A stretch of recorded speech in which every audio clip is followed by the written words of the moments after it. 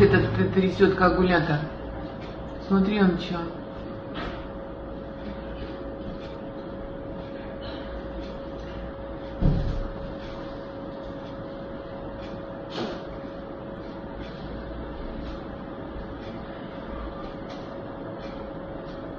This is my video update on this Wednesday afternoon, July the 30th, coming to you from Tbilisi, Georgia. Let's talk about some news, and let's start things off with the earthquake off the coast of Russia's Far East, Kamchatka area, and this is a huge earthquake. I believe a magnitude of 8.7, 8.8, which would make it the 7th or 6th largest earthquake in recorded history. Very big earthquake. And now we have tsunami alerts all throughout the Pacific. In Russia, we have tsunami alerts. In Japan, in China, in Hawaii, even in Alaska. So a big earthquake. We still don't have any reports, at least at the time of recording this video, on damages and casualties, but this was a huge, massive earthquake. So we'll see what the reports are as the day goes on, as to the tsunamis, and hopefully not any casualties or deaths from this very, very big earthquake. So that is the big news, actually, is the earthquake. But we are going to talk geopolitics, and we have to discuss the 10-day tariff policy, the 100% tariffs on Russia and any countries that will be trading with Russia. That includes China, it includes India and Brazil, Turkey, the United States. The United States trades with Russia, so in 10 days, they will face the wrath of Trump's tariffs. But Trump yesterday, he said that the tariffs, the 10-day countdown, has already started. Where is this? Yeah, the tariff countdown has started. 10 days from yesterday, so today is day number 9, according to Trump. And we're not only talking about tariffs, 9 days until tariff Armageddon. And it's not only about tariffs. From disclose.tv, Trump says deadline for Putin starts 10 days from today and will put on tariffs and stuff. That's right, everybody. It's not only about tariffs, it's about tariffs and stuff. That's right, stuff. You will face 100% tariffs and stuff. What kind of stuff? I don't know, stuff. Oh boy. So yeah, 9 more days. 9 more days until tariff and stuff Armageddon. 100% tariffs. On China, on Brazil, on India, on Turkey, on Iran, on the United States of America. Trump also announced 25% tariffs on India. Not a done deal just yet, because India and the United States are engaged in tariff negotiations that are ongoing. But Trump's threat right now is 25% tariffs on India. So 25% plus 100% if India does not stop trading with Russia. 125% tariffs on India. Oh, wow. 150% on Brazil, right? Brazil has 50%, plus another 100%. That's 150% on Brazil. Man, oh man. So Scott Bessent, he wrapped up a meeting with China as they're negotiating their trade and tariff policies. And Bessent, he spoke to the media. It did not look like the negotiations went well. But Bessent, he said that he pressed the issue of China trading with Russia, and he said that China's response when he brought up the subject of trade with Russia and the risk of 100% tariffs was that China, get this, man, China values their sovereignty. That's right. China values their sovereignty, and they are going to continue to trade with Russia and with Iran and whoever they want to trade with. The nerve of the Chinese, man, to value their sovereignty. From Zlati71, China rejected the U.S. demands to stop buying Russian oil. This is reported by Reuters. Quoting U.S. Treasury Secretary Scott Bessent, China is a sovereign state with its own energy needs, and oil purchases will be determined by the country's domestic policy. The Chinese take their sovereignty very seriously. We do not want to infringe on it, so they prefer to pay 100% tariff.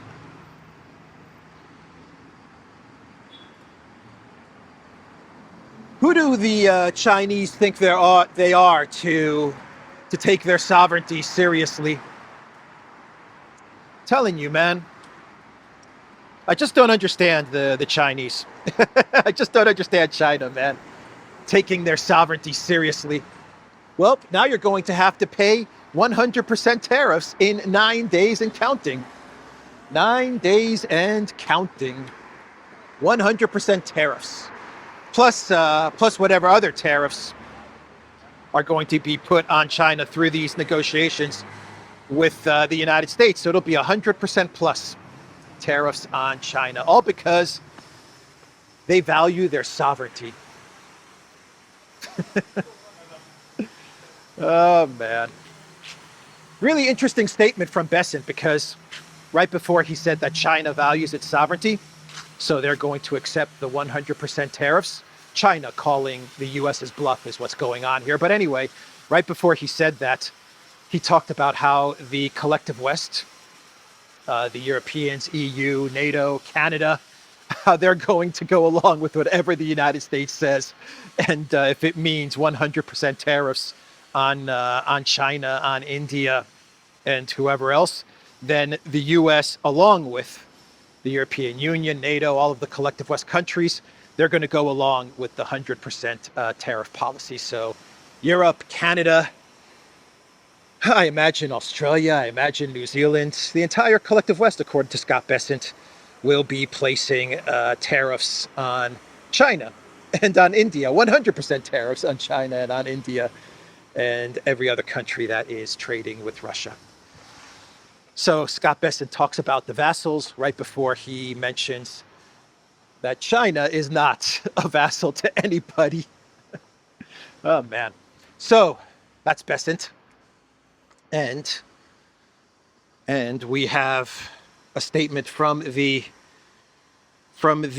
acclaimed economist, the very brilliant economist, known as Zelensky's entertainment lawyer, Andrei Yermak, who said on X, "I believe the new sanctions against Russia will crush any remaining Russian narratives and silence some of the pro-Russian voices still trying to convince people that nothing will happen, that the Kremlin and Putin will just keep playing their game." So I know everyone was very interested to hear what Yermak has to say about sanctions, being that he's a sanctions economy financial expert, Zelensky's entertainment lawyer. So there you have it from Yermak. Yermak believes that these sanctions and the 100% tariffs, that'll be the end of Russia and the end of Putin, according to Andrei Yermak. So CNN, they put out, Dead end. CNN put out a report where they claim that Ukraine is running out of soldiers. They interviewed a bunch of soldiers from the front lines, and those soldiers said that they're tired. They're tired of fighting. They have not been rotated out in ages, and their morale is very low, and they're just running out of replacements. That's what the soldiers that CNN interviewed told the news outlet. Ukrainian troops face critical attrition. Some units have not seen reinforcement for 8 months, the outlet has reported. We have a critical shortage of personnel. No one wants to fight. The war is over for them. CNN cited the servicemen as saying, the old personnel are left. They are tired and want to be replaced, but no one is replacing them. They are tired. They want to be replaced, but no one is replacing them. That's attrition. Russia's attrition warfare strategy has worked. And Ukraine can't get recruits. They can't find new soldiers. Actually, Zelensky signed a law the other day where he will be allowing 60-year-olds plus men to join the military in non-combatant roles, according to this law from Zelensky. But you know that sooner or later the non-combatant role will be switched to combatant role. But we're talking about 60-year-olds plus, over 60. I believe the age of retirement in Ukraine is actually 60 years old. So yeah, that's how desperate it has become for Ukraine. They're now looking at 60-year-olds to fight in the conflict, or at least to start off in a non-combatant role. Eventually, they will be sent to the front lines. That would be my guess. Anyway, CNN admitting that this thing is over. So Stalmer, he put out a statement yesterday, and he said that he's going to recognize Palestine. That's what he said in September, though. In September, like Macron. He basically put out the same statement that Macron put out. In September, he will recognize Palestinian state, unless, there's a caveat to all of this, unless Israel agrees to some sort of a ceasefire deal or something like that. Yeah, Stalmer was under a lot of pressure to do something, to say something. And so that's what his team came up with. You know that they don't want to recognize a Palestinian state. That's obvious, nor does Macron. But they're under a lot of pressure to do something, to take action, but they're not going to take action when it comes to Gaza.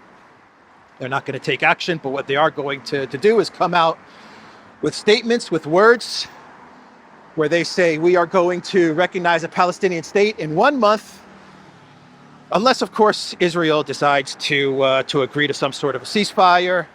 And in that case, they won't have to recognize a Palestinian state. That's basically the statement that Stalmer made. That is what his scriptwriter team came up with.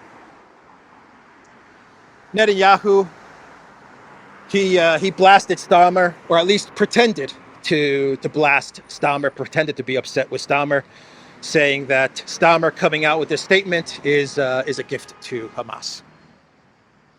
So that's the news coming out of the UK and 008. It's words, no action, just words. We'll wait until September. We will wait and see what happens.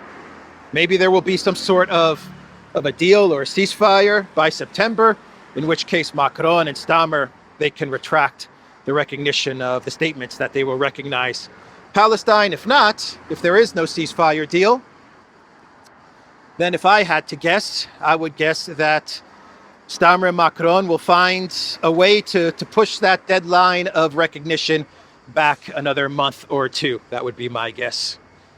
Anyway, that's the statement from Stalmer. We have an article from Politico, which came out yesterday, which talks about the EU-US trade deal and how it came about.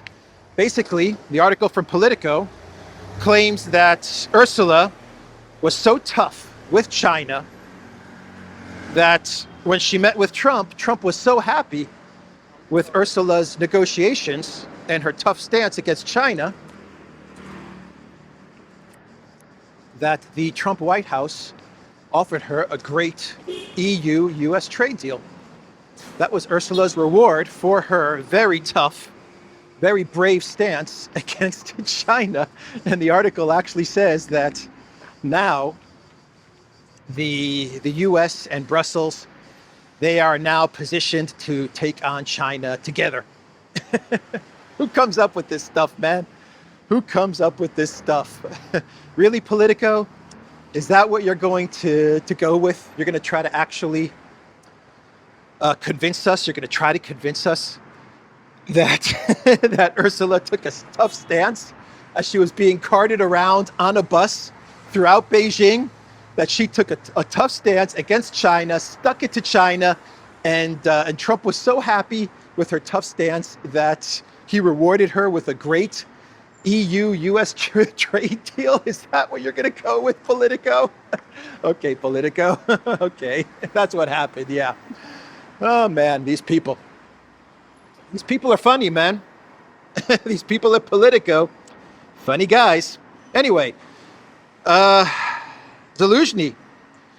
Zaluzhny on the cover of Vogue. Vogue. Oh, man. Madonna would be proud. That's right.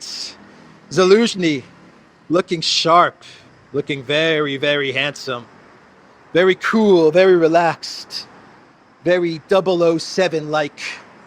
Zaluzhny, the one-time commander of the Ukraine military, the man whom the BBC, the Washington Post, the New York Times, I believe as well, claimed that he was the guy that oversaw the Nord Stream pipeline sabotage. He denies it, but many collective West media outlets say that he was the guy that oversaw the Nord Stream pipeline sabotage and presented it to Zelensky, and Zelensky told Zaluzhny, go for it. Anyway, he's now on Vogue, and it is obvious that he is being prepared to take over for Zelensky. The UK is preparing Zaluzhny to take over because the golden rule when it comes to Project Ukraine is that whoever is on the cover of Vogue, it is he who will become the next president of Ukraine. That is the golden rule when it comes to Ukrainian politics. If you make the cover of Vogue, then you will be leading the country. Yep. Zaluzhny, man. Black and white photos as well. Black and white photos. Oh boy. Anyway, that's the update there with the Vogue photo shoot and interview of Zaluzhny. Poor Zelensky. He's probably looking at this photo shoot and this interview. Podolyak, what is going on here? What is happening? I think I'm in trouble, Mr. President. I think it's time to pack our bags. I think you're right, Podolyak. Which house should we move into? Should we go Italy, London, Paris, Miami, or Los Angeles?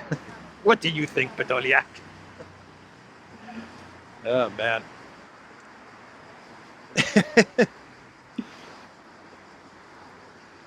Zaluzhny didn't look like a tough commander, did he? In the photo shoot. Didn't look like the type of guy that could lead men into battle from that photo shoot. But I guess they're preparing him to be more of a statesman now, right? more of a politician rather than a military commander. Anyway, that should be my clown world, to be quite honest. I have no idea where I'm going. I'm just walking around in this terrible heat. Man, is it hot. Anyway, let's see. Zaluzhny, the photo shoot. Let's just do a clown world and we can wrap this video up. And today's clown world takes us to an undisclosed location in Montreal, where, according to TMZ, the entertainment channel, according to TMZ,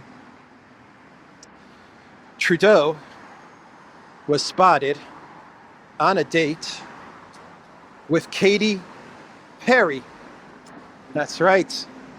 Trudeau and Katy Perry, according to TMZ, were on a date. And you know what? Kind of makes sense, actually. I can see that pairing. I can see Trudeau dating Katy Perry. It makes sense. It does. It just does. I don't know. They're a good match, those two. Oh boy, I wonder what that date, I wonder how that date went. I can just see Trudeau meeting Katy Perry and telling Katy Perry, "Hey Katy, I'm a very big fan of yours. I'm sorry to hear about your relationship, your breakup with the quarterback from the Kansas City Chiefs. I'm just sorry to hear about that."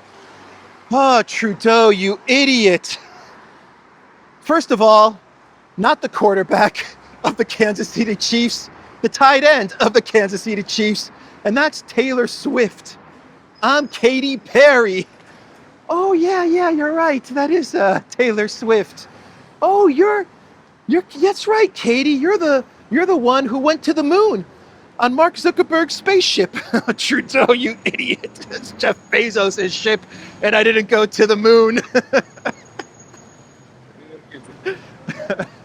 All right, that's the video, everybody. I would have loved to have sat at the table across from them just to listen to the conversation between Trudeau and Katy Perry. Must have been very intellectual. Oh man, the Duran.locals.com. We are on Rumble, Odyssey, BitChute, Telegram, Rockfin, and X. Go to the Duran shop, pick up some merch, like what I'm wearing in this video update.